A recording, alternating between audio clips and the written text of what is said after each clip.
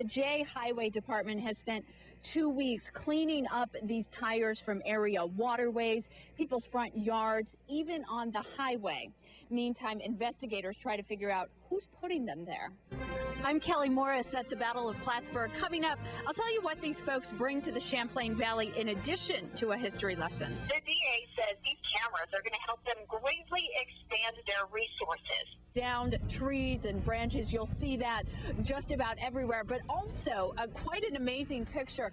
This boat was actually thrown all the way across the water, about a quarter of a mile from a nearby marina. There's not only a lot of variety in the types of employers here, there's a lot of variety in the kind of jobs that they have here available. When the agent puts on this mask, they get tunnel vision, which can be both a good and a bad thing. The town of Plattsburgh's $200,000 budget, they can get 2,000 tons of salt in Clinton County. Now, if they were in Albany County or Essex County, they could get about twice that. If they were in one of the downstate counties, they could get 3 times as much. The way that you can tell that something is wild parsnip and to stay away from it is twofold. One, the flower looks like Queen Anne's lace. Brookle, hand me some Queen Anne's lace so you can see what that looks like. This is what it looks similar to, but it's yellow. The other thing is the leaves on it look like flat leaf parsley. As for the claims of this website, we found out their list of so-called speed traps wasn't all it was cracked up to be.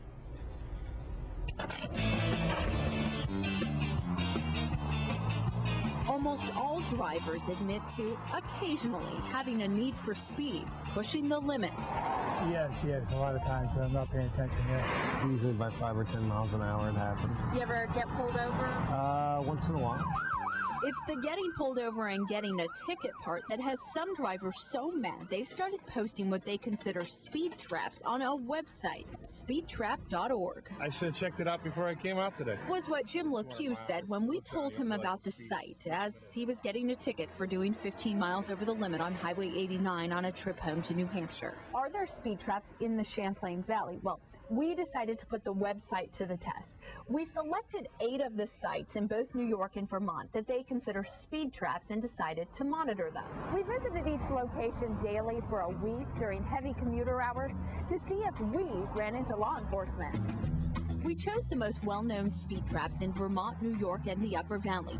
Each day, we checked in on Cumberland Head and the Northern New York Northway, Burlington's Main Street Boulevard near UVM, Burlington's Spear Street and Kennedy Drive, the Sandbar area of Grand Isle, and Highway 89 near Exit 13, plus Interstate 91 near the White River Junction exit. During our 5-day test, we found officers, sometimes more than one of them, on New York's Northway between exits 35 and 39, 4 out of 5 days. We did not find officers on Cumberland Head, nor did we run into law enforcement at any of our Burlington locations. We did see police on the Sandbar 3 out of the 5 days tested. We did not find officers on Highway 91 at any time during our test. So are the areas where we found police speed traps? Well, police say no.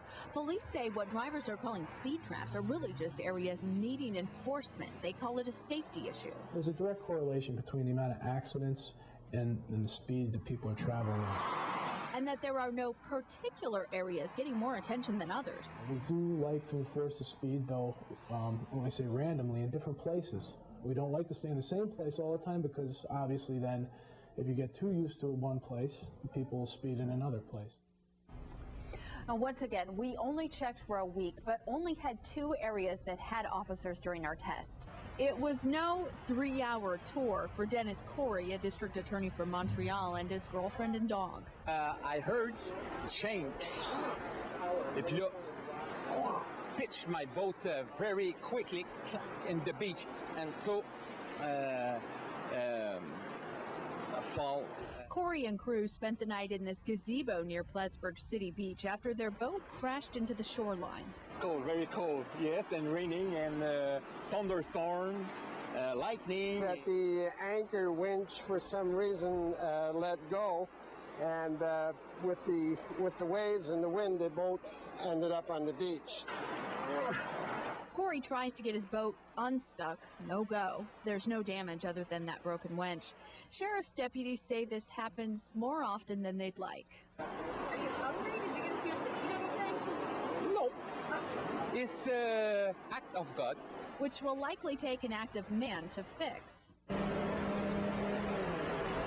Up next, tow the boat out with a truck that got stuck too. Eventually, after 12 hours, a tractor got everyone out. Some 3-hour tour. In Plattsburgh, Kelley Morris, News Channel 5.